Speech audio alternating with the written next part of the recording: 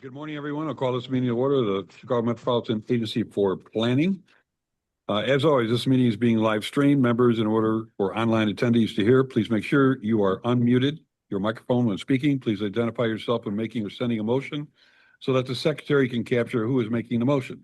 For those attending in person, please complete the sign-in sheet located in the hallway before you leave. If you wish to make a public comment, please fill out the public comment card and return it to the staff member. For those participating via Zoom, please keep your microphone muted unless you're called upon to speak. When appropriate on the agenda, we request comments from those online, and you can indicate your desire to speak via the chat box. Staff is monitoring Zoom and will recognize you when it is your time to speak. Call a roll, please. Mayor Bennett. Present. Frank Beal. Present. President Matt Browley. Present. Mayor Curry. Mayor Grasso. Present. Mayor Hofert. Here. Ina Itamudia. Mayor Noak. Here. President Reinbold. Here. Mayor Rotering. Joanna Ruiz. Here. Carolyn Schofield. Here. Ann Sheehan. Here. Matt Walsh. Jung Yoon. Here. And Kuros Mohammadian. Thank you. Ladies and gentlemen, we do have a quorum. However, we also have to recognize those on participating via Zoom. I'll entertain a motion to allow that to happen. Second. Moved and seconded. Any questions? If not, all in favor, signify by a vote of aye. Aye. Vote of no. And on Zoom are Mayor Reinbold, Mayor Holford, Mayor Broley, and is Nita? I don't think Nita's Yes, on. I'm here. I just couldn't get to mute fast enough. Hi, here. Good morning. Gotta be quick with those fingers. It's like you get rusty after a while if you haven't been online in a All little right, bit. first item on the agenda, Executive Director's report. Aaron? All right. Well, thank you. Welcome to our June meeting, our last meeting before our summer break, as I'm sure Mayor Bennett, our chairman, will remind you several times before we finish our meeting here. I wanted to begin with an announcement that our report has come back from the Federal Highway Administration and Federal Transit Administration that we've received our positive remarks on our federal certification review and have been recertified as an MPO. This is a 4-year evaluation of our work and understanding whether or not we're meeting the titles that authorize the Planning Act. And all of our MPO peers go through this. But it's in partnership with all of our stakeholders across the region who, come and share their perspective, and also who participate in our regional planning activities, who participate in this process. So we're excited that we had no corrective actions identified in the report. The review commended CMAP for several of our practices, including our performance measures dashboard, the certification review webpage, our work on the 290 Blue Line Corridor Development Office, the collaboration that we've had this past year on the statewide e-tip deployment. So we've been taking the tip database that we have and extending it to all of the MPOs across the state so that they can have that tool as well. Our detailed programming materials for our federal funding programs, our public-facing engagement resources for the regional transportation plan, our congestion management process, and our freight planning activities were all commended by our federal partners. So we're very proud of all of our team members who work on all of these issues all the time and really help make sure that we're bringing transparency and clarity to our work. There were some recommendations that they provided to us to help us think about where we invest our time in continued improvement. So particularly, they were interested in us continuing to participate in the RTA to NETA transition, providing increased clarity between our UWP and our TIP program, and then performance-based planning and freight priorities. Again, places where I think we had lots of depth of knowledge, but really making sure that there's clarity and understanding of the work that's happening and the coordination between multiple jurisdictions, especially around the freight priorities here in our region. So again, overall, we are super pleased. It's a strong affirmation of the role that we play here in the region and the work that we are doing together. So next, following that, I wanted to briefly update board members on the amended Union Pacific and Norfolk Southern application that's been refiled here. So April 30th, they filed an amended application with the Surface Transportation Board for the proposal of the merger, which follows an earlier application that was rejected as incomplete. So the STP has accepted the amended application for consideration, and so now they're going through sort of a process of detailed back and forth between others who think that maybe it might not be final or not. Staff members have been reviewing the materials to really understand what's in there and what this means for our region. So, the amendment points to several significant changes in freight activity across our region that I just wanted to highlight here, including a decrease in net activity at intermodal terminals and manifest yards. So upwards of 750-ish reduction in daily lifts, which is about a 10% reduction in intermodal movements in our region overall. So again, I think two sides of the coin. One, maybe less congestion. On the other side, we have a really strong strength in jobs and economic activity related to our freight movements here. And so a reduction in that could mean some broader economic impacts and losses to our region. The application also describes plans to consolidate yard activities, so shifting intermodal operations from the Yard Center to 47th Street and from 63rd Street to Global 2. The application suggests some freight activity may bypass or become more efficient in the region. But again, there could be some localized impacts regarding truck routing in communities, especially as they're moving things to different yards. The impacts could be seen in increased truck activity around some of these places where they're shifting that activity to. So again, thinking about municipal planning and what we might need to do to help support that, should that come to fruition. The amended application also projects increased freight traffic on passenger rail corridors, including Metro's UP West Line and several Amtrak routes. Again, it's a little bit unclear for us in terms of what that could mean for congestion, but it's focused in a singular area. I know some of the mayors are already getting together and talking about that. We've offered to be a resource to them as well as they go through the detailed application.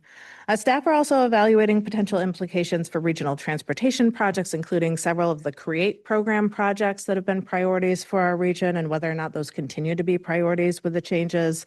There could be some opportunities for improvements related to Amtrak's Chicago Hub Improvement Program. And then thinking about some of the major interstates that need to be reconstructed, the coordination with the rail carriers is also really critical. So thinking about how those impacts are definitely top of mind for us as we review this. So overall, we're going to continue to follow the federal review process and try and understand and assess what this merger could mean for our region, but want to just sort of highlight for you a couple of the details here that we're seeing and some of the considerations that we know are important. So happy to follow up with anybody. If you want to get into more details, we do have further details on this. Moving on, I wanted to highlight our 2026 Technical Assistance Awards here. So each year through our Technical Assistance Program and in partnership with RTA's Community Planning Program, soon to be NETA, we help communities advance local planning projects related to strengthening capacity and local implementation work towards the broader goals of On to 2050. This spring, we received 54 applications from 46 different applicants.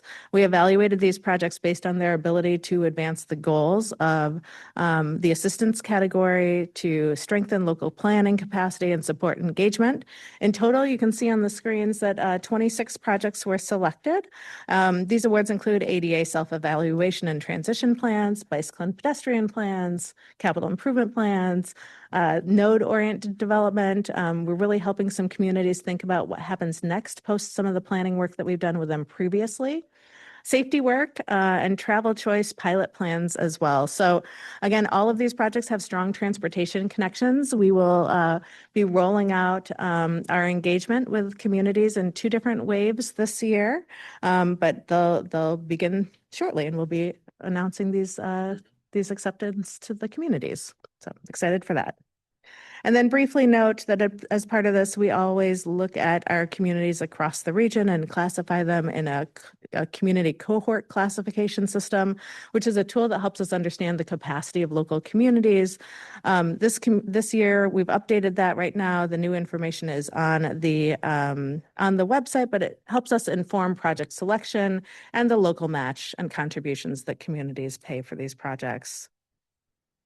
Also wanted to highlight that we've stood up a new community advisory committee that met on June 2nd with new members representing 9 organizations across the region. People involved in the meeting represent community development organizations, housing development, education, industry, tourism, transportation, and accessibility. The committee provides community-focused perspectives that help inform our broader regional work and our policy initiatives, but this is part of us ensuring that we have balanced representation in our regional planning work. So We will be convening them quarterly, and again, excited that they had their first meeting in June. Next week, we will release our community data snapshots. So we're excited. This is a great resource. It's the most downloaded resource on our webpage. We send it to lots of people all the time. Community-based organizations use this. So we'll have new highlights from the land use inventory and our improved employment commute locations for those snapshots. So be on the lookout for that. And then wanted to touch just a little bit on the Century Plan and an agenda preview here for you. So last month's meeting, we heard from the Illinois Commerce Commission, we heard from ComEd, we heard from Pure Lithium and Northwestern about our energy future. I was really excited leaving the conversation, and I know that that energy was reflective of, I think, the conversation that you all had with our guests. And several of you had reached out to express interest in continuing to understand how CMAP can play a role in the energy conversation. So Mayor Grasso and Matt Walsh immediately came up to me and said, sign us up, let us help figure out what we should be doing. So this summer, we will be reaching out to board members, and please do let me know if you're interested in a further conversation around energy. I do think we want to move into the fall with a clear-eyed vision of how we can help communities really think about their energy future and what resources and tools CMAP might need to be thinking about to advance this conversation. So please do let me know if you're interested, but I've got a couple folks that we're going to tap for some local expertise on that issue. And then, so let's see. We've had these Catalyst Series conversations to help shape the plan. Our next meeting is on June 23rd, where we'll convene regional leaders in Joliet on a future-focused conversation about investing in our transportation system and innovation. You should have all received an email invitation. It's going to take place from 11 a.m. to 2 p.m. on June 23rd at the Joliet Area Historical Museum. We hope you can make it. It's going to focus not only on the need for reinvestment, but also on the importance of regional cooperation across our transportation systems and shared strategies that can help us move beyond the status quo. So then thinking about the Century Plan and getting into our agenda today, we're going to update you on the challenges and opportunities from the emerging priorities for regional coordination. So we're hearing a lot and we've got a lot of input from communities across the region. Again, drinking water, the electric grid, housing supply, open space, and our infrastructure are sort of the areas that we're beginning to sort of hone in on for that. So you'll hear more about that. You'll also be asked to approve the Regional 2026 Transportation Plan for public comment. The Transportation Committee advanced this at their last meeting, and pending board and MPO approval, MPO meets tomorrow, we will be releasing the draft for public comment, which will run from June 12th to July 31st, and we will have a public hearing Thursday, August 6th in the afternoon at CMAP's offices in the old post office. So you will also receive an update of our newly published Transportation Improvement Resiliency Plan and the key recommendations there, and then we'll close with a legislative update. So with that, happy to answer any questions. Any questions of Aaron on those topics? Okay, we'll move on with the agenda. Next is the consent agenda, which includes 3 items: approval of the minutes. There's no activity in the line of credit. And we also have a authorization of a contract. Are there any questions on those items? Motion to approve. Second. Moved and seconded. Any further questions? If not, all in favor signify by a vote of aye. Aye. And a motion carries. Okay, moving on to our first presentation. Ryan, provide an update on the RTA plan, and upon conclusion, there'll be a motion to approve. That's correct. Ryan, welcome.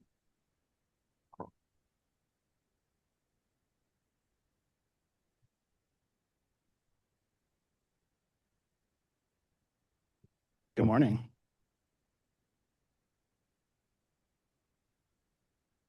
My name is Ryan Tomto. I'm a principal policy analyst here at CMAP. I use he, him pronouns. Ryan, could you get a little closer to the mic? Oh yeah, let me pull this up here. How's that? Good. Good. Yeah, keep talking a little bit, if not. Okay. Today marks a significant milestone. Okay. In a process that has taken 2 years of work, thousands of conversations, and contributions from people across this room and well beyond it. Today's RTP agenda item is requesting that CMAP Board authorize the release of the draft 2026 Regional Transportation Plan for public comment.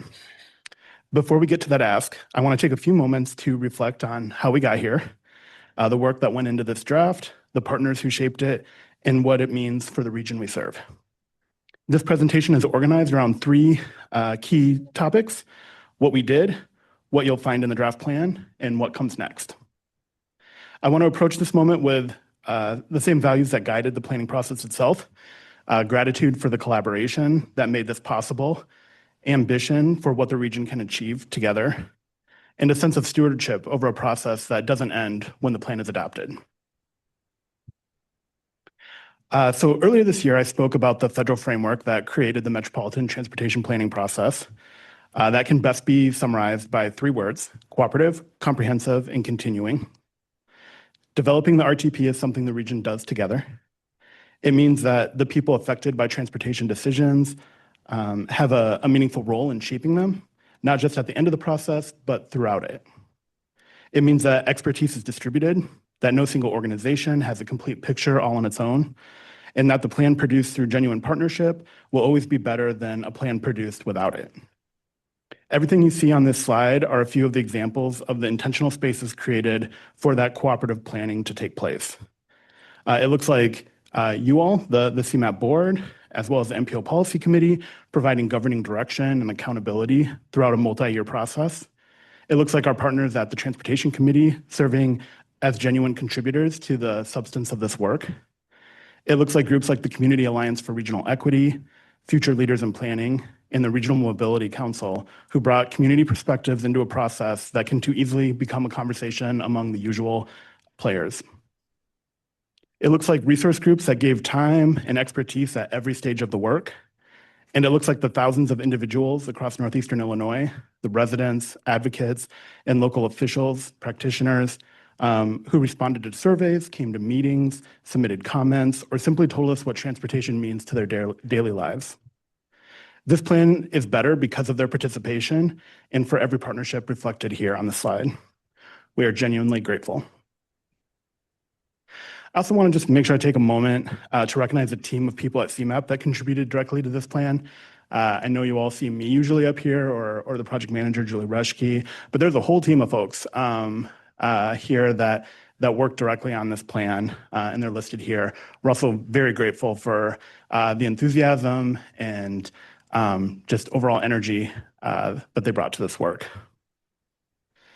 So let's now turn and reflect on the process that got us here.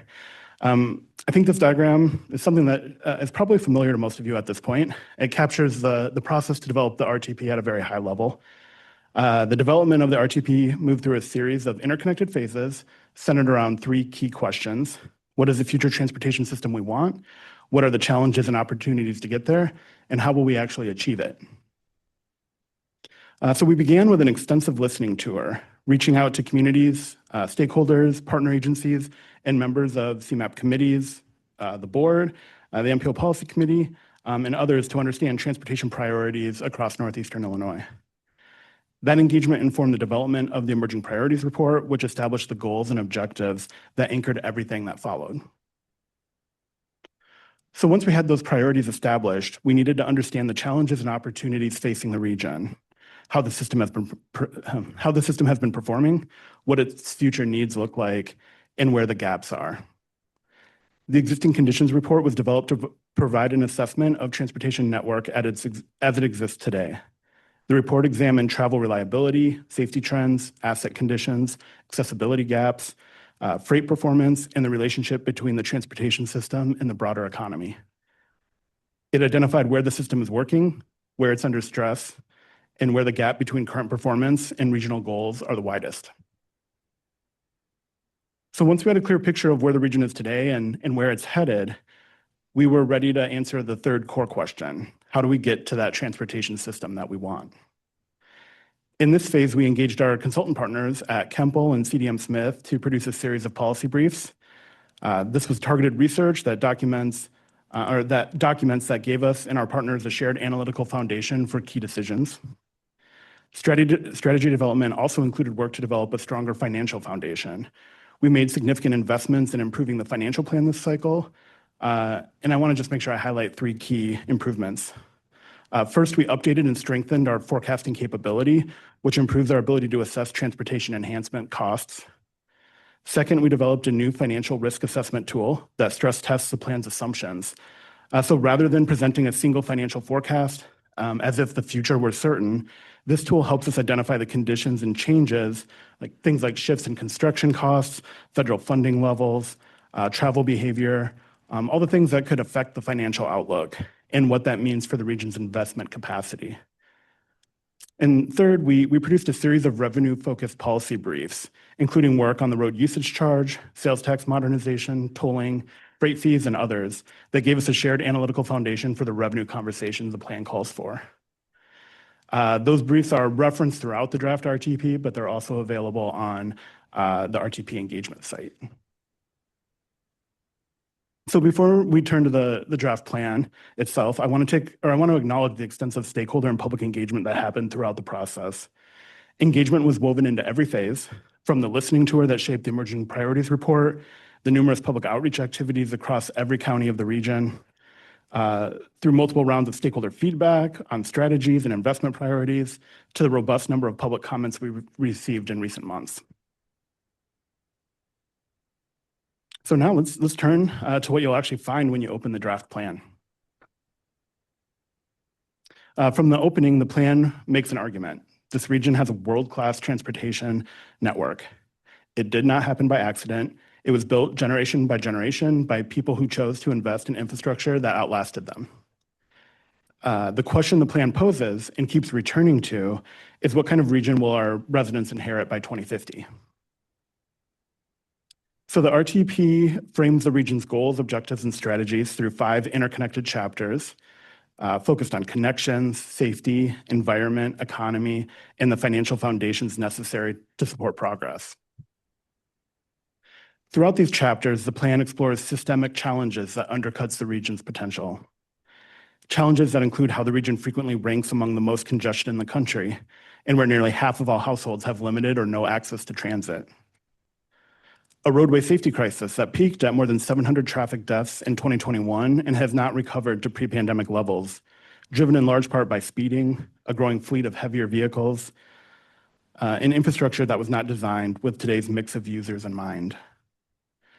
A transportation sector that accounts for roughly 1/3 of the region's greenhouse gas emissions, and a network where 34% of non-local roads are expected to face high or very high flood risk, and a transit system where the overwhelming majority of bus stops offer no shelter from the elements. Freight rail travel times have more than doubled since 2016, and development patterns continue to extend infrastructure obligations faster than the revenues they generate, while more than 70% of IDOT's expressways have exceeded their functional life. And underlying all of it, a structural funding gap driven by aging assets, construction costs that have outpaced revenues for decades, and revenue sources that are increasingly unstable. So each chapter explores these challenges, looks at their intersectionality with the other challenges, and provides strategies for how the region can best address these together. The plan's goal chapters converge in the priority investment section, which identifies the 15 projects and programs that best translate the plan's goals into regional action. As we discussed earlier this year, these investments were selected through a rigorous performance-based evaluation process. That process was complemented by the stakeholder and public engagement you heard about earlier, which added local context and lived experience that data alone cannot capture. It's important to note that all fiscally constrained regional capital projects remain eligible for federal funding.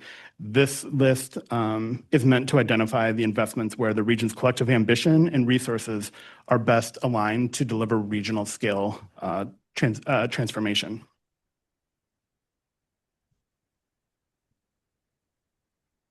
So the plan's conclusion frames the region's challenges through a metaphor, 2 sides of a ledger. On one side of the region are the region's obligations. These are the aging infrastructure, the deferred maintenance, the $30 billion transit capital backlog, and development patterns that have expanded the system's footprint without expanding the region's ability to maintain it. On the other side are revenues and the strategies that can reduce what the region owes over time. Not just more funding, but also smarter decision-making. Here's what it looks like when both sides of the ledger move in the right direction. The plan identifies the specific revenue mechanisms that can strengthen the revenue side, expanding tolling on facilities that currently have none, shifting from a motor fuel tax toward a road usage charge that charges drivers based on miles traveled rather than fuel consumed, establishes a dedicated regional revenue source that does not depend on state distribution formulas, and modernizing the state sales tax to capture how today's economy actually generates economic activity. The plan is explicit. These are not aspirational ideas. They are the specific tools the region should pursue with urgency if we hope to build the projects that are included in this plan. But the plan is equally explicit about something that is much more difficult to contend with. New revenues alone will not solve the problem. If the region takes on obligations faster than revenues can offset through land use decisions that push development into places the transportation system cannot serve efficiently, through governance fragmentation that adds cost and time to every project, through missed opportunities to manage demand before it becomes congestion, the gap will persist regardless of what new funding sources are secured. You cannot fill a ledger that keeps generating new obligations faster than you can fund them. This is why the strategies that reduce obligations matter just as much as the strategies to generate new revenues. Intelligent transportation systems that expand capacity without building new infrastructure. Travel demand management strategies that shift trips, spread peak loads, and reduce system burden before it accumulates. More coordinated land use decisions that promote strategic infill development so the system can sustainably afford to serve it. Governance reforms that streamline project delivery and make investment decisions that reflect long-term stewardship rather than short-term convenience. Both sides of the ledger have to move, and that is the argument the draft plan makes, and it's the commitment the plan asks the region to make in return. The plan's conclusion puts this all pretty plainly. The region cannot ask more of its residents and users without also asking more of its transportation agencies and local governments. More transparency about where money goes and why decisions are made.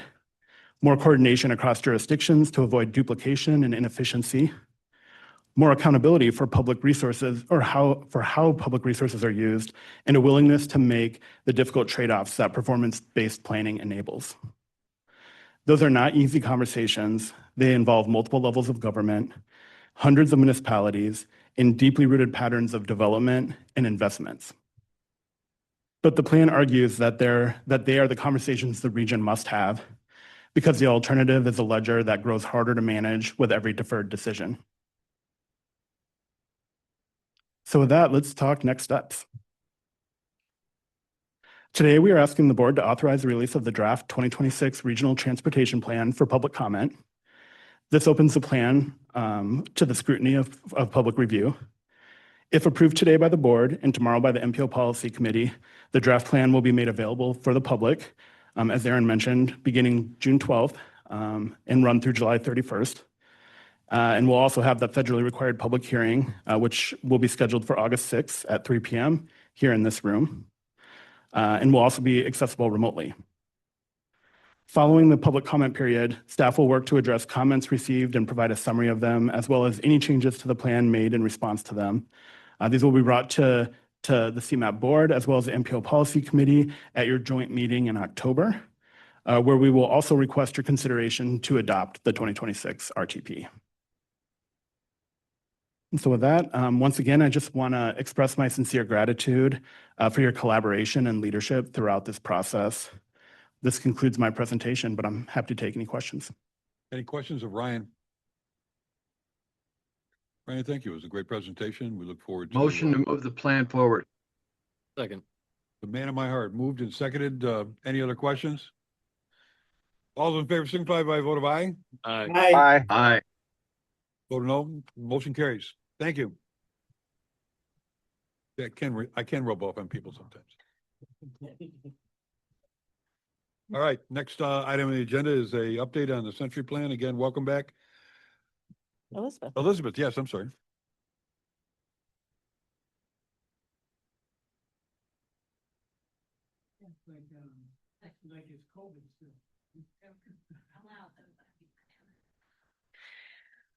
Hi, everyone. I'm Elizabeth Scott, a principal in CMAP's Regional Policy and Implementation team, and have the pleasure of shepherding the whole of agency project that is the Century Plan.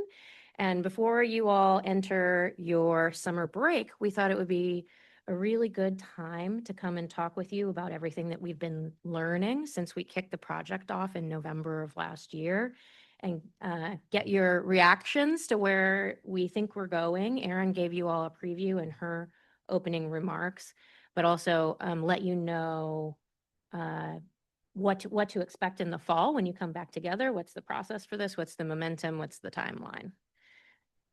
So, yeah, and then we can go even to the next slide.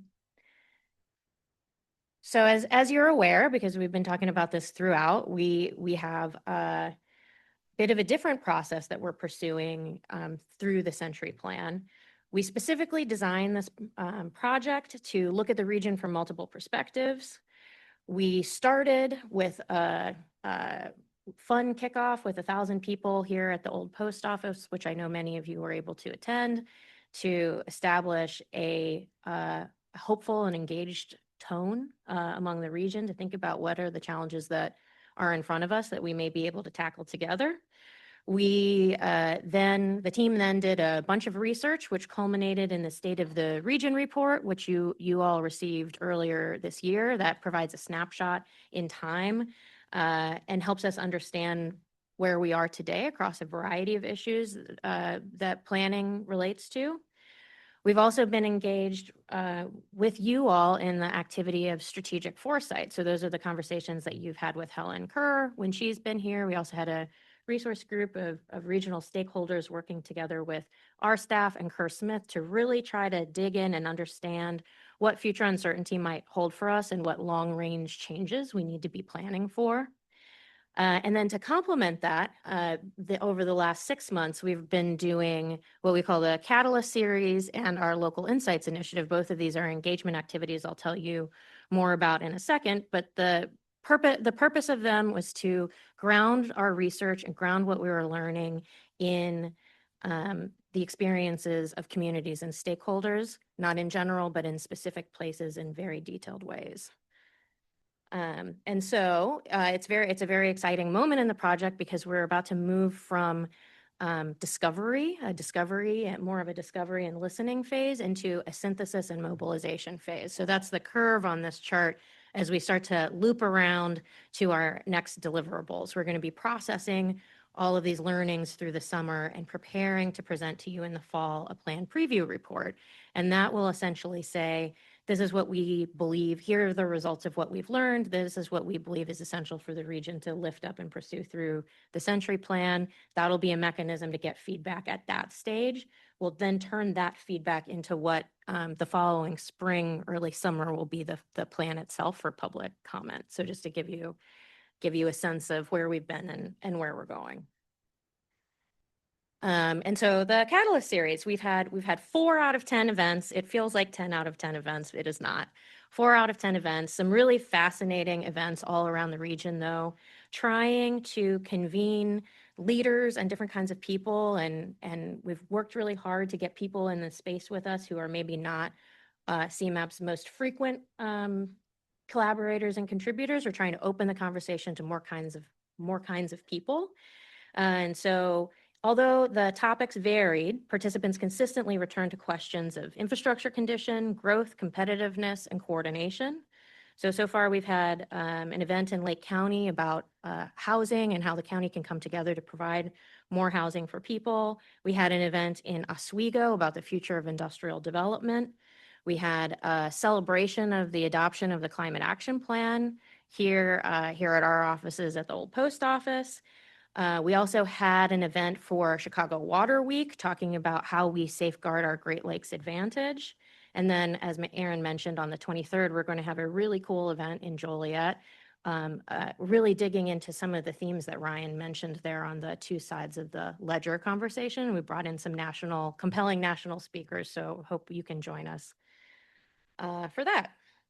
But it's been fascinating, and we're trying to understand what is resonating, what are people concerned about, what are people excited about through a variety of different spaces and discussions. So that's one form. And then the next thing that we've been doing is that our team reviewed more than 100 representative planning documents from communities across the region. And they also took the data that was developed at a regional scale for the State of the Region report and reflected it down to the Council of Mayors level, and used these two things to lead discussion with, we're almost done, almost all of the councils in the city of Chicago, about how this data shows up locally, what it means locally, what resonates, what's not, what we're not lifting up that needs to be lifted up, that's front of mind for communities, and where, like where we should be trying to solve problems together. So these were small group conversations with small, like sets of communities across the council structure. And then with the city of Chicago, we were lucky enough to have a really rich conversation with senior staff from a wide variety of city departments that work on planning related issues. So it's been really fascinating. Like I said, we're almost done. We'll be in McHenry County next week and Will County later in June. And then that will conclude small group conversations touching all of the communities in the region also as part of this. And thank you to those of you who have helped us make those conversations a success. I know many of the board members have helped activate your own councils or, found space for us, all of those things. We really appreciate it. And it's been really valuable. And so I wanted to just give you all a little bit of a sense of what we are hearing and learning from these conversations. So this is a little bit of a complicated chart, but I do think it's worth walking through. We took the drivers of change coming out of our strategic foresight process, so working with the futurists. They, through all of their research, had identified these items for us as sort of, I don't know if this is the right word, but kind of like potential challenging areas, things that could unfold in a variety of different ways and may affect communities in different ways. And in each conversation, we asked attendees using the Mentimeter tool to plot how difficult these issues are going to be. How difficult are these issues to address locally? What's the perception of how difficult this is to address through local action alone? And then how much of an impact do you expect this trend to have on the community? And so we did a little math in the background to compile the results from all of the conversations that we've had so far, and some really clear themes are coming through in terms of what communities think will have the greatest impact on them, but also be most difficult to address locally. And so runaway, I think kind of not a surprise, is how to deal with rising costs. And that, I think, is both on the infrastructure delivery and public service side, as well as housing affordability, people at the grocery store, people at the gas station. There's pressures coming in both sides. Close behind was the state of infrastructure and everything that is needed to bring up to state of good repair and get the infrastructure systems in communities serving the purposes that communities envision. And then somewhat, though maybe perhaps it shouldn't have been surprising, somewhat surprising to me was a real emphasis on how to deal with increased severe weather. So this suggests that communities are increasingly worried about both the condition of today's systems and how the pressures that they see coming on will affect what we're able to do tomorrow. I'll also note that there was a feeling that issues of trust and perception and the changing demographics were going to affect communities, but not as much certainty that it was something that couldn't be handled locally. But interesting to see those things come up too. All right. Another question we asked was, what are the 3 biggest barriers to achieving what your community wants? And so this is about trying to understand what limits communities' ability to achieve their own goals, whatever they are. Funding was the most common response, but participants also highlighted coordination, regulation, public trust, and organizational capacity as key challenges. I thought it was interesting that concern around public sentiment and trust even outweighed what we have historically heard as a major issue, which is local capacity or dealing with competing priorities, that trust was even a bigger factor than capacity in achieving some of the things that communities wanted to do locally. And so many of what we are hearing is that many of the challenges that communities face extend beyond things that they can directly control, which we know, but it's good to validate that through conversations with people.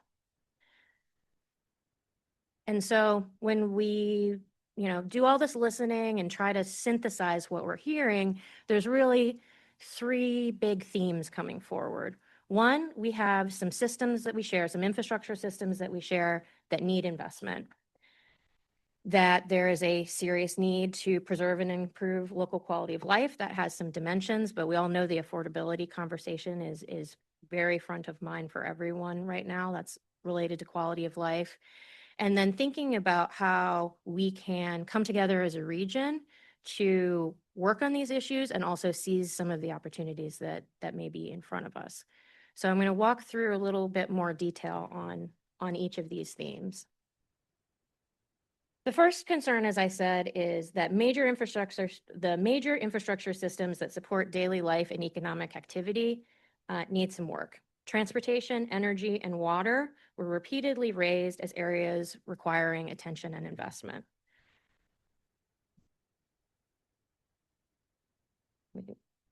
Yeah. And so you just heard a much better discussion of this from Ryan discussing the regional transportation plan than I can give you in one slide. But essentially, we're also hearing through the Century Plan process that the region is really proud of all of the assets that we have, but there's growing recognition that we have a lot of work in front of us to renew the assets that we have.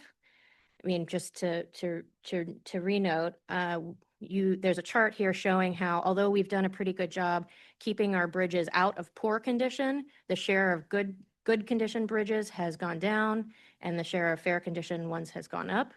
25% of our transit assets, that's vehicles, track, what have you, is beyond its useful life, and in some cases far beyond its useful life. So how do we fulfill these obligations, but do it in a smart way that is more innovative, is driven by more partnerships, and is making the most of every dollar that we're bringing to it? So again, this is the discussion from the Regional Transportation Plan. And also brought up at the beginning of the meeting and the topic of your previous meeting is that it is really coming home to us that the electric grid is going to be an important discussion going forward. Electrification, economic development, affordability concerns, and growing demands are placing new expectations on the system. And there's kind of two pieces, I think, here for us to think about. Because on the one hand, we need electricity to be available to support new commercial industrial development and new housing development in the region. We've formerly had a sense of abundance around the power that we have available, but as more demands come onto the system, it is going to be a limiting factor for development, a limiting factor for economic competitiveness. And we've been talking about this, you all have been talking about this as a board.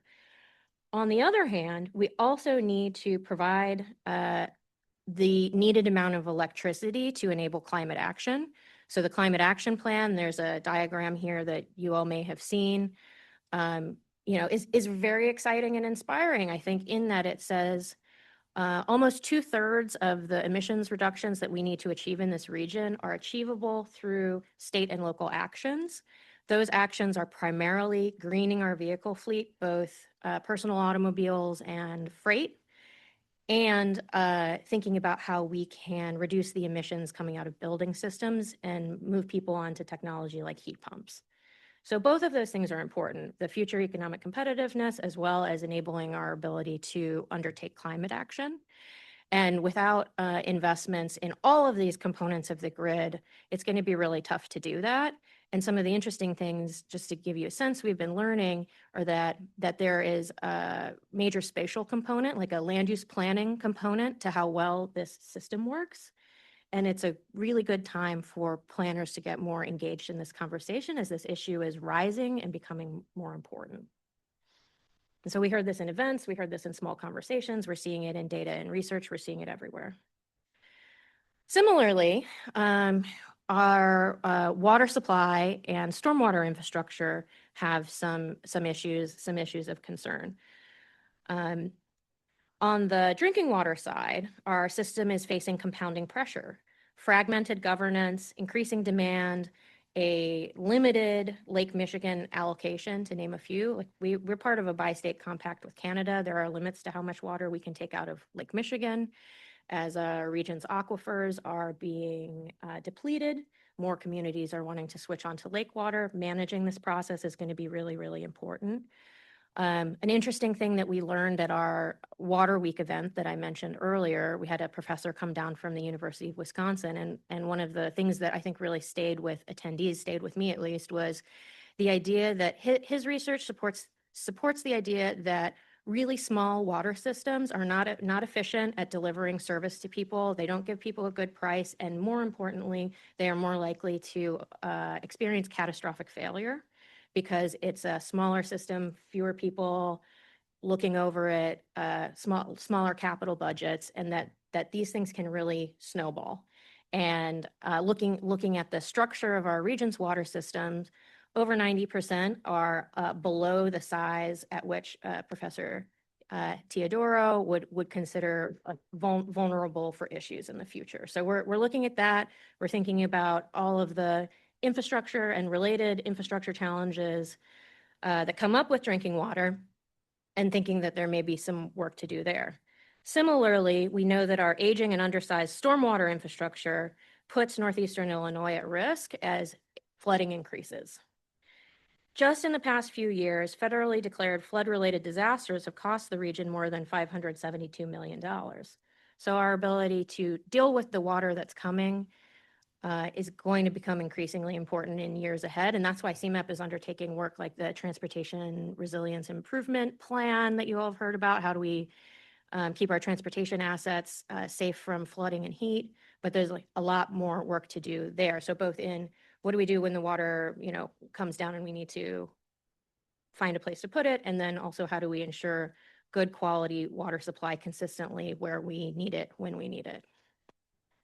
So those are the kind of the hard infrastructure themes that are really coming forward to us in conversations with people.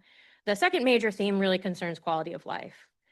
Communities are grappling with changing demographics, affordability concerns, and questions about how to accommodate future demand. And all of this kind of comes together around questions of how can we remain an appealing place to call home. I'll say I moved here 20 years ago this summer, and the reason that I moved to this region because it was the biggest city that I could afford to live in. And I think a lot of people have that story about Chicago and about the region too. And I think it's something that we've heard through conversations that people really value and feel is important. And as things change, as our economy changes, as the demographics change, as demand changes, how do we make sure that we're holding on to things that people think are essential and critical, while also not being eyes closed to the opportunity that's presented by change? So talking about housing has been coming up everywhere. We had a lot of thinking about which image we would want to show about housing. But the bottom line is things are getting a lot more expensive here. I think everyone is aware of that. Since 2000, in this region, the cost of homeownership has increased 80%, and the cost of renting has increased 100%, while the median income has only increased 70%. So cost of housing is outrunning the money that people have coming in.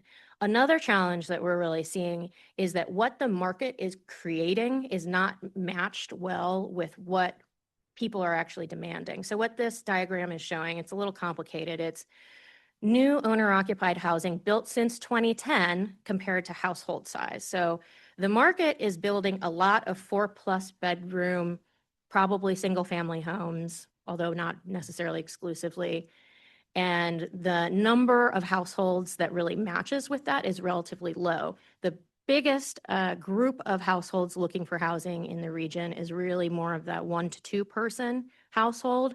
And there is very, very little inventory in the market that is appropriate for households of that size, which just creates affordability crunch for people and challenges around living near where you work and all of the choices that people have about housing and how important that is to the economy and community well-being and all the things. But this is sometimes talked about in a related conversation. There sometimes is the idea of the missing middle, the idea that there's not starter homes like there used to be, so-called starter homes like there used to be for people in the market.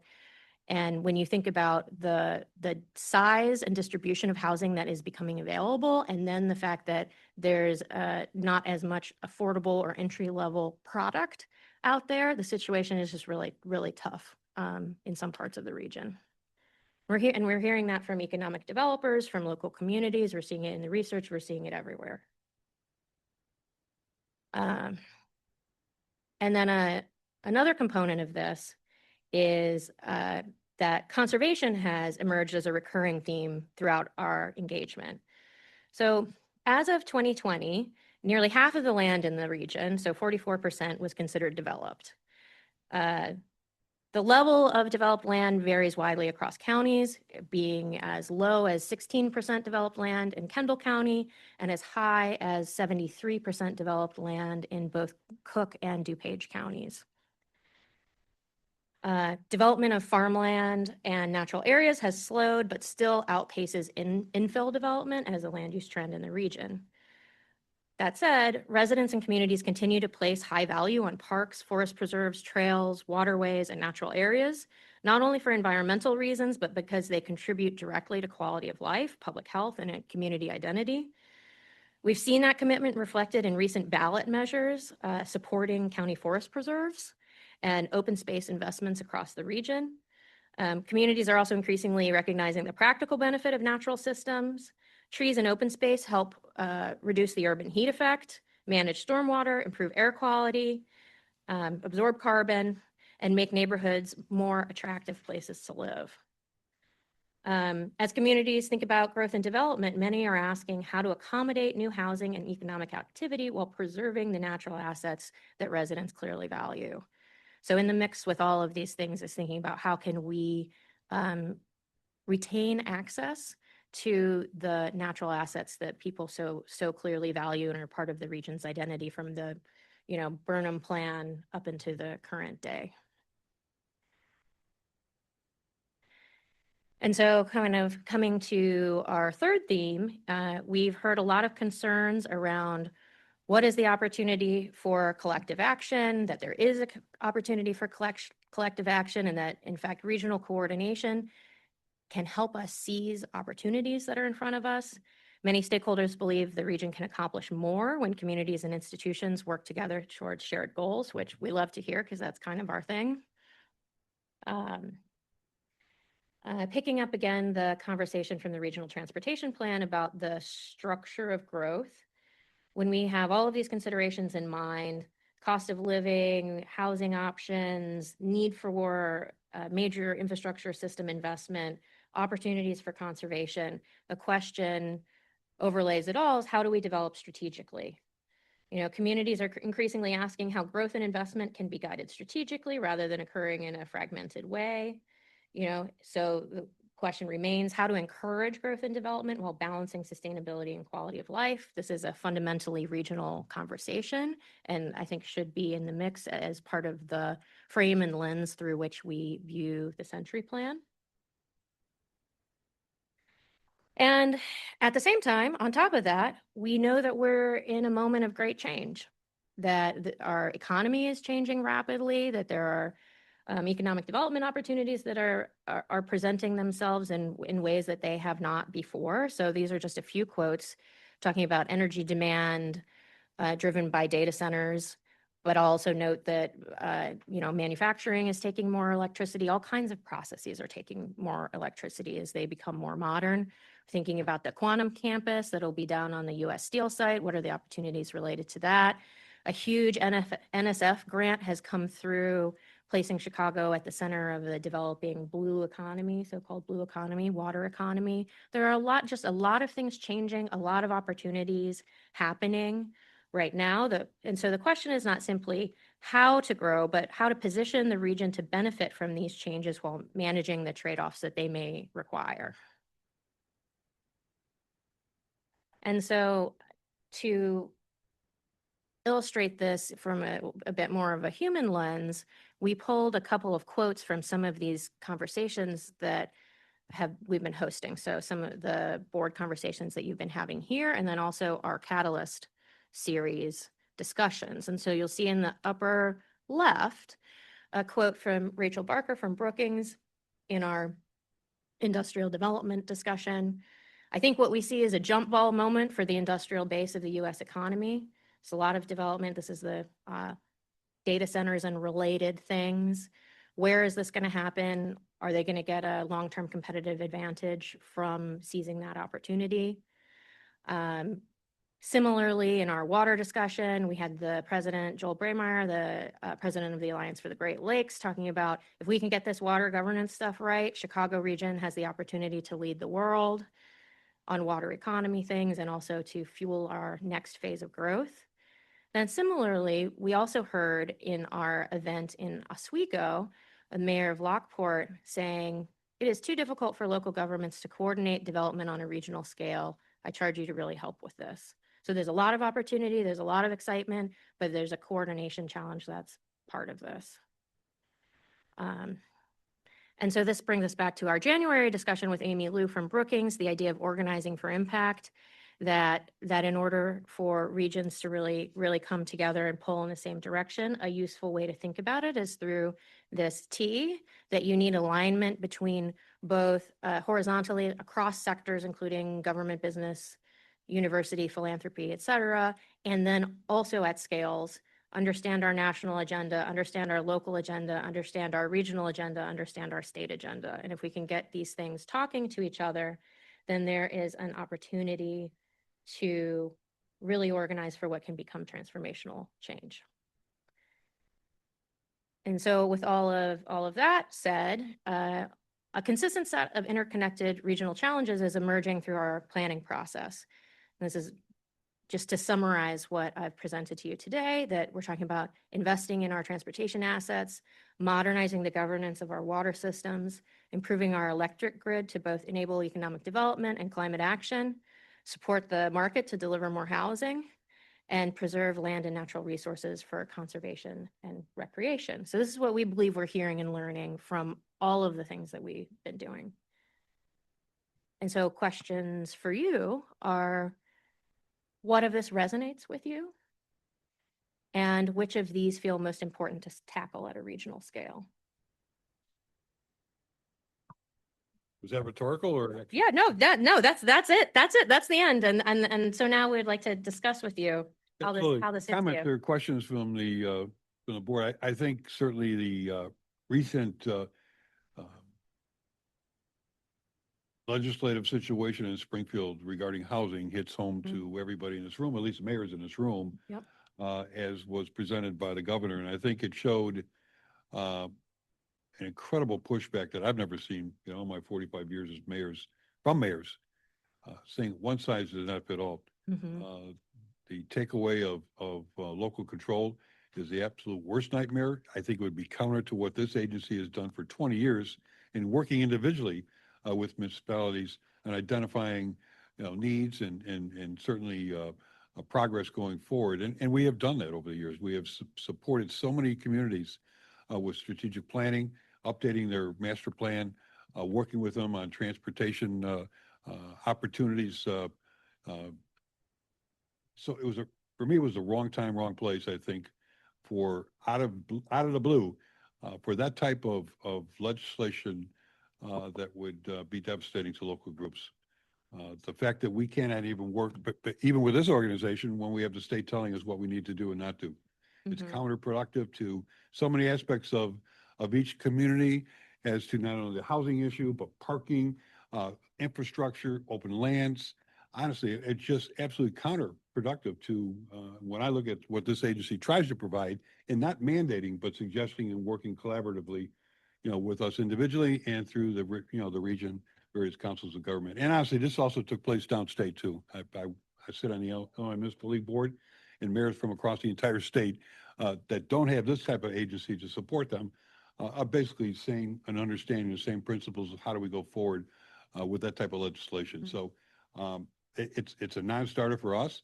The starter should be for them, whoever them are who presented this, to sit at these meetings and understand the work that goes on in trying to address issues.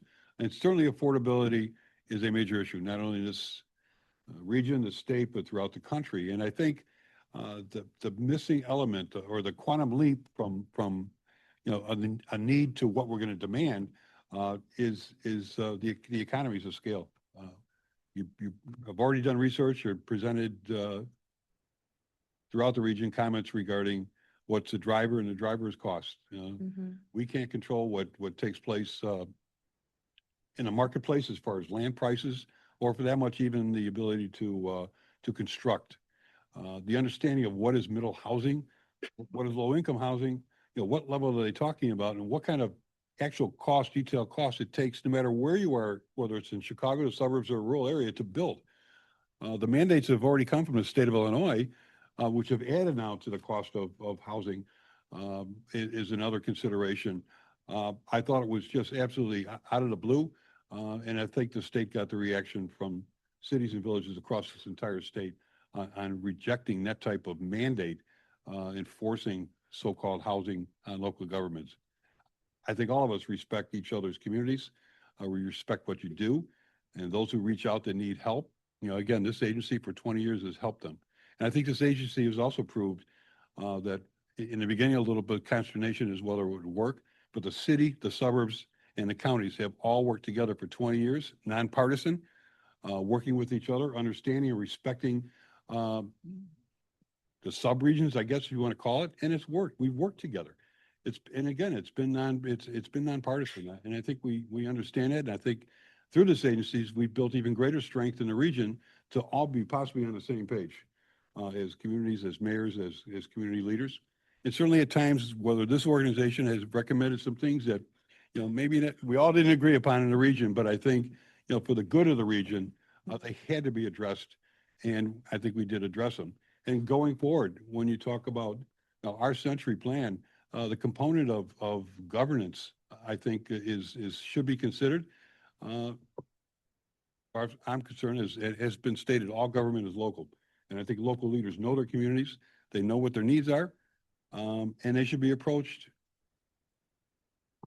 quasi-individually, but certainly regional. And I think, again, we've done that. So I'm just saying this maybe to avoid future movement, to at least sit down, maybe even with this agency, and talk about the realities of what's out there in the marketplace. And through the mayors, as to what really our needs are and how we can help work towards, making affordability, a better situation. But again, it's a matter of economies of the nation, of the world right now, that are driving the numbers that you see, not only, again, in our state, but throughout the country regarding affordability. Again, we can't control the economics of that. We can't control interest rates. But one of the things that the state can control is, in fact, things like property tax, which is a major driver of why affordability has become what it is. And again, why I hate to see, people moving to right across the border, and unfortunately the bears better not do that, is property tax. Mhm. It's half of what it is in the state. So when you talk about a new plan, century plan going forward, maybe the state of Illinois, and we have touched on that every once in a while about how do we reduce the cost of government in this state, which would go a long way in driving the ability of affordability. So for them to start thinking about the big picture, the box, how do they rearrange what they finance, or how they budget statewide, as to how it eventually affects local government. There's some great examples out there right now of what's been done right. Certainly in Cook County with water management. They've done an excellent job, but I'm sorry, I'm off my soapbox, but I can't help it. We did win two battles actually, with LGDF. So this is all topical right now as far as we're concerned, and I'm sure you're going to get as we continue this conversation on housing, you get a lot of comments from mayors. Sorry about that. No, well, no, so I was going to say, I'm hearing support for the CMAP approach of thinking about our housing systems locally and regionally. I saw Jung, looked like you wanted to make comments, Mayor Noak, and I know Nina has her hand up online. Oh, Jung. Sure. Thank you for the presentation. Quick clarifying question on the housing mismatch between the development of 4+ and the 1 to 2 person households. Is that regional, I assume? And I'm curious what the Chicago pattern is, because my understanding is it's, A little different. yeah, A little different. I think it is a little different in Chicago, and we can get you those figures, but I don't have them in front of me. okay. And then just to build off of your comments, Chair Bennett, I mean, I couldn't agree more in terms of like coordinated response, especially on revenue. And I think there is a tension, right? All of the things that were presented here require a lot of resources. And right now, because of our state constitution, there's not a great way to raise those revenues without modernizing a lot of the things that we've discussed here. And I think you brought up LGDF and the fight we won to avoid that cut, which would have been detrimental to all of our communities. And I would love to continue that, right, and come up with a coordinated plan for those revenue asks. Because yes, of course, we should always be more efficient with our revenue, but at the end of the day, resource and like funding is critical, right? And we're not going to cut our way to modernize our water systems, cut our way to like modernize our electric grid, and like housing needs investment. All of these things need incredible amounts of investment. And because of our regressive taxation structure in the Constitution, we are overly reliant on things like property taxes, and it is overly burdensome on working families and government. It makes it really difficult to find ways to fund these things equitably. So I would love to think of a coordinated strategy for revenue. Mayor, go ahead. Very good. I kind of want to go back to your question about what we think is the most important. Actually, I think you've come up with a great set of and identified things that certainly everybody would think are important. The reality is, though, that they're all important because they should interrelate. And I think we probably should avoid trying to just say one is the most important, because if we really look at what creates a healthy long-term system, all of these things have to be integrated into our planning and work together because they often affect each other. Yes, we're always going to find things that we think at the time are, electric grid and water are really important right now because they've been in the news. But the reality is they've always been really important. And, it was probably 20 years ago I said that one day we'd be having a conversation on how water is almost more valuable than oil. And guess what? We're there. And how we were uniquely situated within the world economy on that topic. But there are also different ways of looking at each one of these things too. And, it goes back to the chairman's point too. There's realities on the ground in each and every one of these situations. One thing that I think I got to say, I love the idea of the Century Plan. I think it is one of the most forward-thinking things. We've done a lot of fantastic things here. And this group, and a lot of credit goes to a lot of people. But this is one of the more forward-thinking things that this agency's endeavored on, and in terms of length of time and the scope of it. And one thing also is we talk about, especially these topics and their impacts, is how they do impact. So let's take, for instance, we all know, and we're facing today trying to go back in time and make adjustments to try and interstates that tore apart communities and areas. Electric grid does this too. A lot of this infrastructure often does that. And as we add more infrastructure in, so one of the things I think, is a challenge is we want to think more broadly as we go forward and how these things integrate is also how do we integrate those communities where these things impacts occur? Tom might not love when I say this, but do we make it easier to integrate crossings for other things like transportation and other infrastructure? We need to realize these things will cross each other. They will bisect communities. They will have impacts that are lasting and oftentimes unintended consequences. So we just need to think a little more creatively on how we can work together as partners. We need this infrastructure, but we need this infrastructure to allow communities to grow and also not to destroy, historic connections, or to section off parts of communities that then wither away. So, it's just things that I think we can do a better job as we do this bold thinking to the future to incorporate into those plans. I probably afterwards I'll talk a little bit more about the water study and what actually they consider a viable water system. Because I will say that there are probably water systems within that, that level that can actually sell the water cheaper. It may still be viable. I think there's a lot of nuance to that. And I hope that, we look at, right now, water governance is, and I think it's important that all the stakeholders that are currently a part of that equation in water governance be a part of that conversation, because inevitably, as we go forward to change that, there are going to potentially be winners and losers. And so as probably the entity building the biggest expansion in the water system today, this is something that is keenly of interest to us. I've often said as we went into that effort, I wish that there were ways that we could have moved other pieces along as well. And I see the need for better communication on that, but also understanding the investments that various places have made throughout that time frame as well.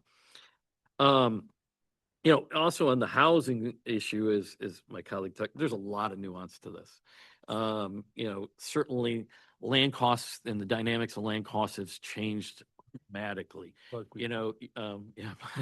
And going back to 2010, one of the interesting things about using that date versus maybe different start and stop points, and it may be good to look at the broader, especially the last quarter century, in different segments. Certainly in 2010 and the preceding years immediately after that, having been in office, coming off of the Great Recession and the housing bubble that occurred at that time, and knowing how bad things were and difficult things were for a period of time and just normal stabilization. When the housing bubble occurred, there were over 50,000 lots already pre-approved throughout the region. And it took most of this time just to even absorb those. So there's a lot of dynamics that go into those numbers, especially in some of those initial years, that will pull those numbers down. So not only do we talk about the different areas that the housing numbers may be a little slightly different, it may also be the fact that, a lot of that was absorbing pre-existing lots that were designed for those larger units prior to that. And so those were easy to go and do. And it took a matter of time to absorb those. It also goes back to, again, cost of land, cost of materials. Is the market and the development simply prioritizing those because they can have a better return? And that's one of the things that is causing them not to invest in other types of products. Also in correlation to the number of multifamily that went in at the same corresponding time, that after that period of time. So there's a number of different factors that I think we need to delve more into those numbers to really develop a better, broader sense of what may be occurring there.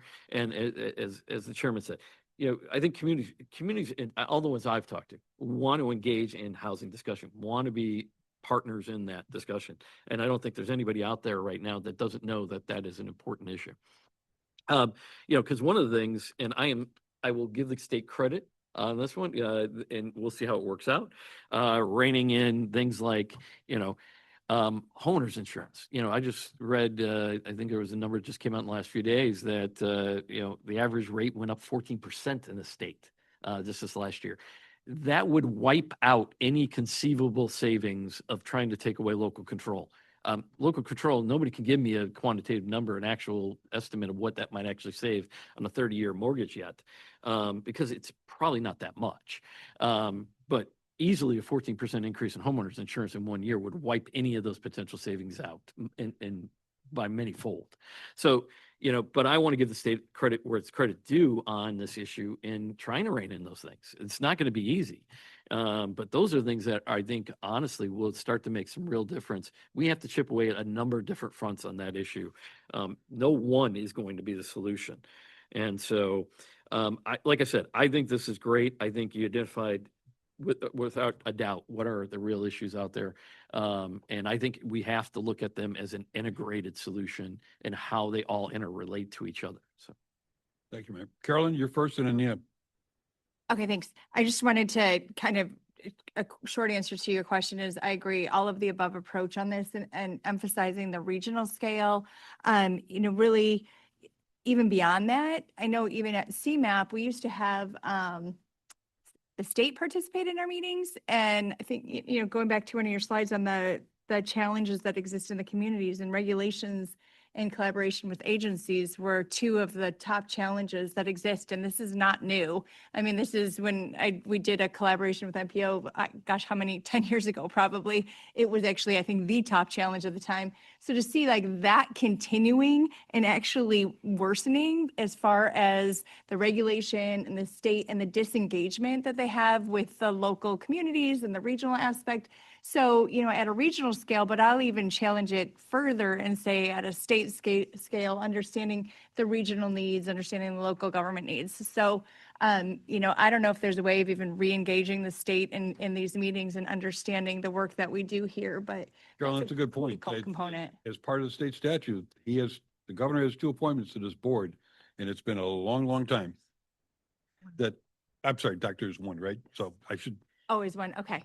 It But- used to be but more the point of connected. that was- We used to be like direct from the governor's office. Absolutely. We used to have 2. So make a for those of you that don't know, there used to be 2 direct appointments that just really never showed Good up. point. So, but yeah, I just wanted to, all of the above. Yeah, Yeah, I have so many thoughts, as y'all know, as I'm sure y'all are prepared for. And there's so many things that were said that I can't counter everything, but I do think that one, I think that this plan is great. I think the intersection of these plans are great. I think it's disingenuous for us to say that this is a new concept. I love the Century Plan because it plays off of plans that other states and things have had, and y'all know I'm a practitioner. So I just want to make sure that it's clear that, like when we talk about integrated systems, this is not a new concept. I think this is a new concept that is now being kind of more heavily adopted, but this is something, especially for community members, people like myself who are of community and also a practitioner, we've been saying this for a very long time. And in fact, the integration of transportation and land use is something that we've been talking about for over 2 decades. I'm 36, so I know for most of my life, this has been a conversation. I'm glad that we're catching up and that, we all see the light of what our community members have been saying. And so I hope that propels us to actually think about community rooted solutions. Because again, these are not new solutions. I think they may be new to us, or in this room, or maybe in this state, because I'm not from here. Another thing I want to say is that from my understanding, we have not tried something new especially when it comes to the bill legislation. I'd rather try something new than to continue to try the same thing and get drastically worse results, as Carolyn pointed out. So, like, if we're not going to be strategically innovative and take risk on new developments that aren't just putting band-aids over problems, but actually healing wounds in the housing market and transportation and affordability, thinking outside of the capitalist context for a second and saying there are solutions out there. We just have to be open to adopting them. I know there is a lot of emotion around local control, but from my understanding, having worked in California, local control is taken away when people don't actually do what's needed. And again, the housing stock becomes more and more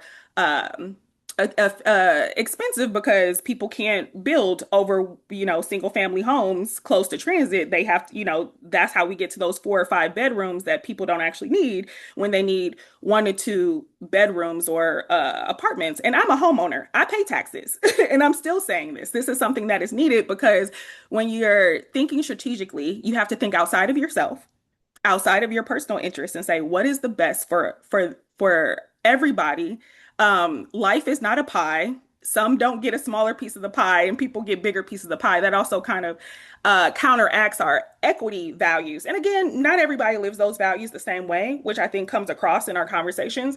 But for a CMAP, I think there is kind of a core of there doesn't have to be winners and losers. We can work together, but if we're not going to work together, then sometimes regulation forces us to work together, and forces us to be innovative in times where our cities are being risk averse. And I've seen it time and time again. And so I want to make sure that this plan not only is paper and words that sit on a shelf, but something that can be implemented and acted out. And in my career, I've been able to do lots of innovative things by not being worried about the risk and being worried about the reward, right? And so I hope that everybody on this board, as we talk about how we can get the state more integrated in our board, how we can talk about centering community voices, that we're all actually living that out and then coming up with solutions that are implementable, that people can actually see results from, not just kind of continuing to press forward the status quo, because that's what makes us all collectively comfortable. And so I'm really excited for the opportunity for this plan and for us all to think outside of the box and say, yes, how can we finally integrate these systems, but not just talk about it, be about it. And so I'm happy to talk further about some of those actual regulatory things that I've written or done, or that people have written and done. But it's not that it's not there. The solutions are there. We just actually have to take hold of them and be courageous enough to do them. And if we're not courageous enough to do them, then we have to be honest about that. So I just wanted to say that, because I know I'm a millennial, I'm a homeowner, I'm a Black woman, and so like my POV of all of this is a little different based on how I grew up and who I am, and that's okay. I think we should all be bringing that to the table, but I do think that there is a different way of approaching these issues than just saying, no, this isn't going to work for us because we don't have local control. And I don't think that that's a way that CMAP can present, will be able to move forward its agenda if that's the conversation, right? There has to be, we talk about give and take all the time, but I'm not seeing any. So I hope that this conversation helps to broaden up our minds. I'm glad that people are finally internalizing the idea of how these things are related. I would like to see even more of those things being coordinated and regulated, and thinking about how do you implement those things through CMAP's programming? How do we incentivize these things through CMAP's funding structure? Those are things I would love to see, but I like the premise as it is, but I'm definitely more interested in the implementation. Go ahead, Mayor. The Build Act got pushed back because it was terrible, terrible legislation, terrible premise. The idea that a governor can come out and start blaming all local leadership for the problem and then expect a solution is just not the way to do it. So I think collaboration with respecting everybody's thought is one of the ways to do it, but not dictatorship, which is what that was about. Thank you. Oh, one more time. Can I, Go ahead, Mayor. me? Yes. Okay. I agree with everything that Jerry said. I agree with the last speaker as well. And with all due respect, I don't agree with some of what was said just previous. And taking away local control, you want to see a revolt, it would be out of this world. And we're working on our 2040 comprehensive plan.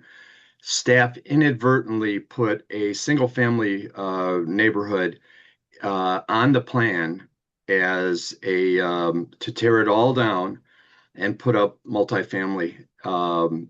And you should have seen the results of that and it was inadvertent. The neighborhood turned out en masse. They were out of their minds angry about the fact that their homes were going to be torn down, which wasn't the case. So that was inadvertent and a mistake. Imagine if we went in and said, we're going to tear down neighborhoods and do these kinds of things because we know better. That would be a mistake.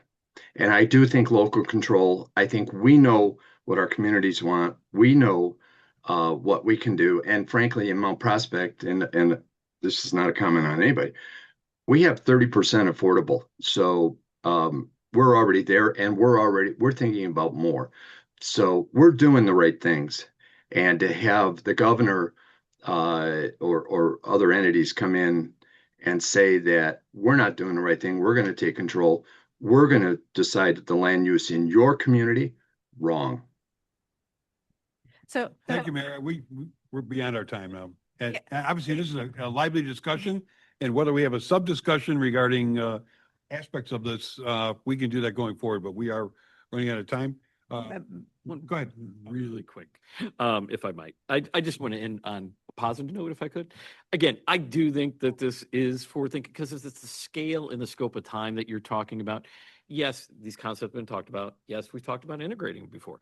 But I think how encompassing we're talking about integrating them and the scale of time. I want to give the staff and the team that worked on this the credit they're due. And I think they're doing a great job. And I do think that they should be given some credit for thinking forward. And I think everybody in the room should be proud of that. I appreciate that. And so what I'm always listening for where the moment of intersection is on that Venn diagram here, right? And recognizing that like housing and the electric grid and how much we pay for things is a spicy conversation. But what I do continue to like, what gives me hope about sort of the conversation and discussion we had today is that I know that the folks around this table care about making things happen. It's about how we get there. That's going to be the tough part. And so, I heard from all of the folks that said something is that they want to make sure that they're being responsive to their community needs and they want to make sure that we're doing better and that we're having the types of housing that people can get into. Again, different solutions for different places. I think CMAP can help support, deliver the data and information that's necessary for good decision-making across the region in many different ways. And so more to come on that, but I did want to just highlight that that's what I am sort of wanted to elevate out of this conversation. So thank you, Elizabeth, for walking us through that. Very good. I Thank think you. you'll hear more, but we'll be working more on this over the summer. And if you do want to talk about energy and what our role might be in that space, please do just shoot me a little note and we'll schedule some follow-up time. Great. We also have to have a meeting on housing too. How's that? So Oh, and a meeting on housing. anyway, we're moving on. I appreciate, we are going to skip legislative. Their information's in your package. I think we discussed legislative, We did a little bit. If you have questions, we're monitoring the federal transportation bill process. We think that is probably, we're hopeful continuing resolutions will come. We're not hopeful that there's going to be that passage of the bill that you've seen is going to happen, but we'll keep you posted. thanks. Other business before the board? Public comment. We do have Garland Armstrong online. Is on or not? Garland is on. Of course. Garland, welcome. What's up? Hi, I'm Mayor Bennett. It's Garland Armstrong, formerly of Elmwood Park and Displays, now living in Des Moines, Iowa. How's everybody doing in the Chicagoland area? We're doing great. Yeah, I just want to echo what you said, Mayor Bennett, especially about the housing part. I think some of them doesn't understand. Right here in Iowa, they have a cap on property taxes.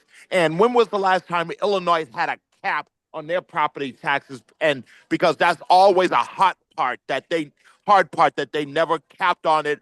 What's the property tax is going to be? So I think y'all need to look into that, see what's the cap on it going to be, and sometimes the cap too on the sales tax, because sometimes the sales tax is always a problem. What is the cap is going to be on it? So I think you need to look on those two, since the taxing part is out of whack.